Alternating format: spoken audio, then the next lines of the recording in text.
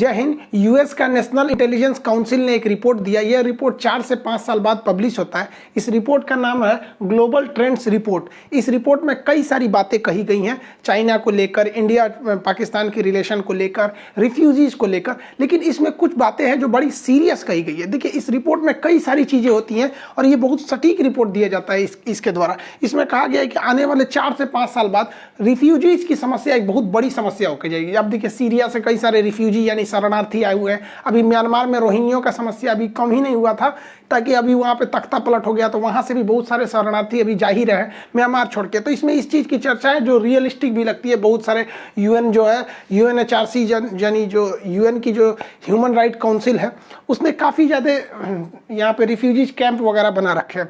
इसमें कहा है कि ये समस्या अभी और लंबी चलने वाली है। साथ ही इसमें यह भी कहा गया कि ऐसे छोटे मोटे झड़प इंडिया और चाइना के बीच में देखे जाएंगे, गलवान वाला एरिया या अरुणाचल प्रदेश या सिक्किम में, ये दोनों देखे जाएंगे। लेकिन ये झड़प हमें थोड़ा से स्टैंड ऑफ के तहत रुक जाएगी, जैसे गलवान घाटी में हुआ, थुरा के चल गए सब चाइना वाले, ये फादर ऑफ कोरोना, वैसे ही ये भी हो जाएगा।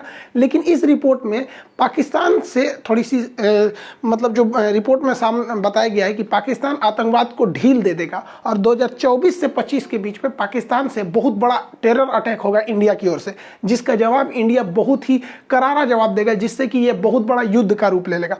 जैसे कारगिल से भी बड़ा युद्ध का रूप लेगा। कारगिल भी तो एक तरह से समझिए कि तो पाकिस्तान की आर्मी खुल के सामने नहीं लड़ी थी, हालांकि पाकिस्तानी आर्मी के थे सब वहाँ पे, लेकिन खुल के नहीं आई थी। तो इस रिपोर्ट में कहा गया है कि जैसे अमेरिका को देखिए, अमेरिका तालिबानी आतंकवादियों के साथ कॉम्प्रोमाइज़ कर रहा है, तो जैसे यहाँ अफगानिस्तान में तालिबानी आतंकवादियों का दबदबा आएगा, तो पाकिस्तान इन आतंकवादियों के थ्रू इंडिया में कन्फर्म अटैक कराएगा।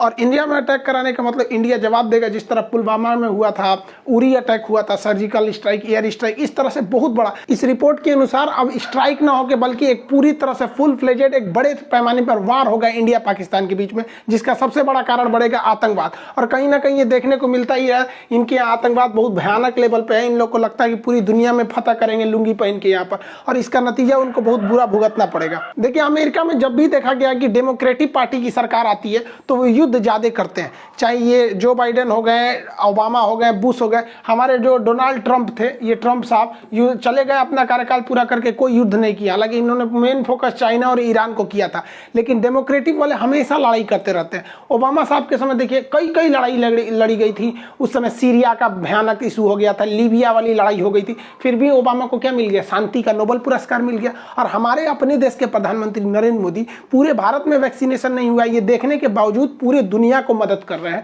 कोरोना वैक्सीन भेज रहे हैं। अगर नहीं भेजे तो क्या इनके ऊपर कोई प्रेशर लगेगा? नहीं। लेकिन इनके बावजूद हमारे प्रधानमंत्री को नोबेल पुरस्कार शांति का नहीं मिलेगा, लेकिन ये 4 को युद्ध लड़ लेंगे, फिर भी शांति का नोबेल दे दिया जाएगा इनको। ये लोग एकदम होशियार है। देखिए भाई साहब, एक बात बताते हैं, अगर कोई आपको अंधेरे का डर दिखा रहा है तो मतलब आपसे टॉर्च बेचना चाहता है, तो ये भी युद्ध का डर दिखा के हथियार बेचना चाहते हैं। ये जो बाइडेन ये बहुत बड़ा होशियार बनते हैं, हथियार ले लो, बम ले लो, तोप ले लो, बंदूक ले लो, मिसाइल ले लो, इसे सब हथियार का व्यापारी है सब। इसलिए भारत और पाकिस्तान के बीच में ये रिपोर्ट दिखा के और हथियार बेचना चाह रहा है। पाकिस्तान तो डर के मारे ले ही लेगा कि भैया हमारा क्या हाल होगा यहाँ पर। लेकिन 1 मिनट के लिए मान लेते हैं कि 2024 से 25 के बीच में ये रिपोर्ट सही भी हो जाएगी, तो हमारे लिए तो अच्छा है। मोदी जी से बार बार पूछा जाता है कि हम लोग पीओके क्यों नहीं ले आ पाते। 1947 से 48 के बीच में जैसे देश आज़ाद हुआ था, तो पाकिस्तान ने भारत का ये 30% एरिया जो ग्रीन वाला देख रहे हैं, इसे पीओके कहते हैं, पाक ऑक्युपाइड कश्मीर, पाक अधिकृत कश्मीर, ये कब्जा कर लिया। और इसमें से लगभग 5000 स्क्वायर किलोमीटर एरिया का ये जो था, ये चाइना को गिफ्ट दे दिया था। ये इसे सक्सक्राम वैली कहते हैं,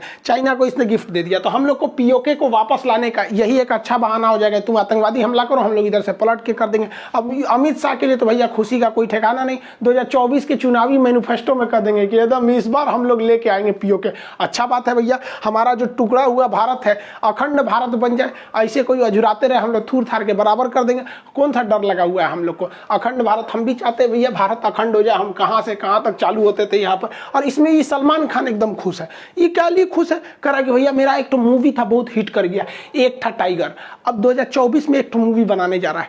इसको क्या लगता है भाई साहब, सलमान भाई, बजरंगी भैया, इनका क्या सोचना है कि भैया 24-25 में जब पाकिस्तानी हमला करेगा तो भारत के हमले में पाकिस्तान तबाह हो जाएगा, तो एक मूवी बनाना चाहते हैं। एक था टाइगर नहीं, एक था पाकिस्तान, बना बहुत अच्छा, हम भी देखेंगे, चलेगा, बहुत अच्छा मूवी। आप मत रोइए, देखिए आप ही लोग की गलती है। हम लोग जबरदस्ती मारने आते हैं, हम लोग गए थे पुलवामा में हमला करने के लिए, आप ही का मंत्री कह रहा है कि हम लोग पुलवामा में मारे हमला।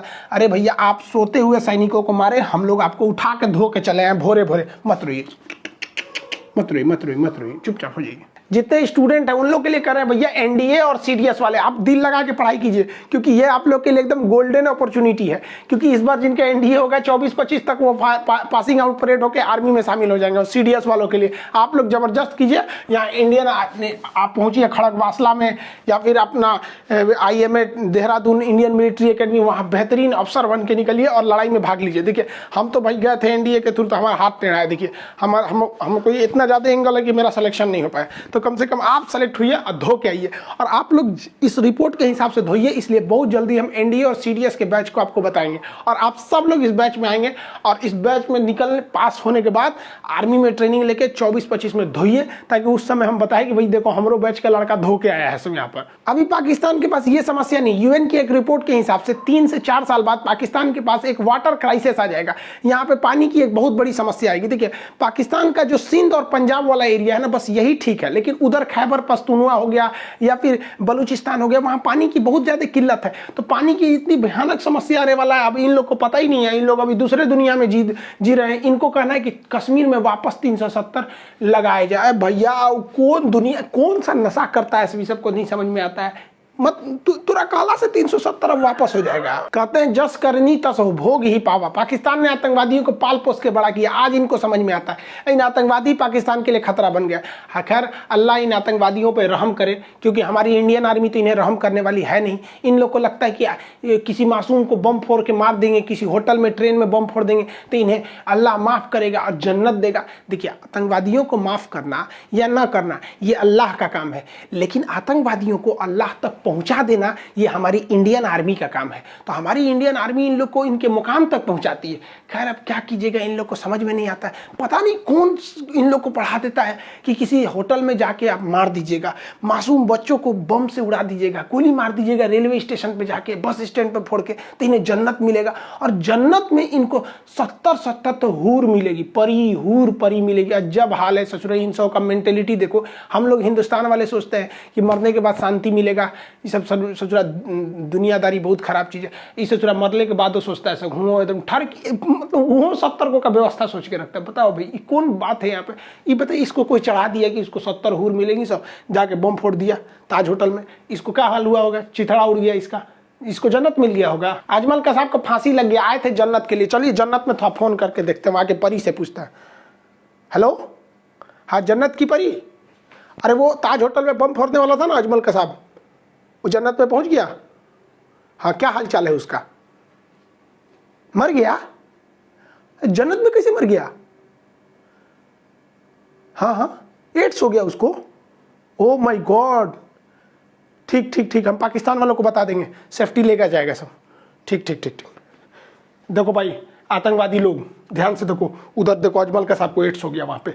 ऐसा नहीं देखो, आप वहाँ पे मेडिकल स्टोर से सेफ्टी खरीद के लेके जाओ, वहाँ व्यवस्था नहीं है यहाँ पे। खैर हम इंडियन आर्मी को भी कहेंगे इन लोग के साथ कफन में सेफ्टी रख के भेजे, वहाँ पे ही सबको एड्स हो जा रहा है।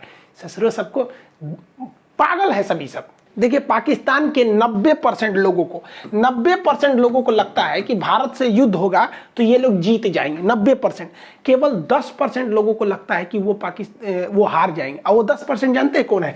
पाकिस्तान की फौज है। बस इनके फौज को ही लगता है कि ये लड़ाई में हार जाएंगे, बाकी इनकी जनता तो दूसरी दुनिया में जीत रही है। इन्हें लगता है गजवाए हिंद, हिंदुस्तान कोई बर्थडे का केक है, आएंगे काट के चल जाएंगे, गजवाए हिंद। अरे इतना थूरेंगे लोग ना तोरा पाकिस्तान को कि हम लोग पूरा पाकिस्तान को भगवाए हिंद करके रख देंगे, गजवाए हिंद करने चले। अरे यार तुमको कौन समझाए कि इतना सपना दिन में मत देखा करो।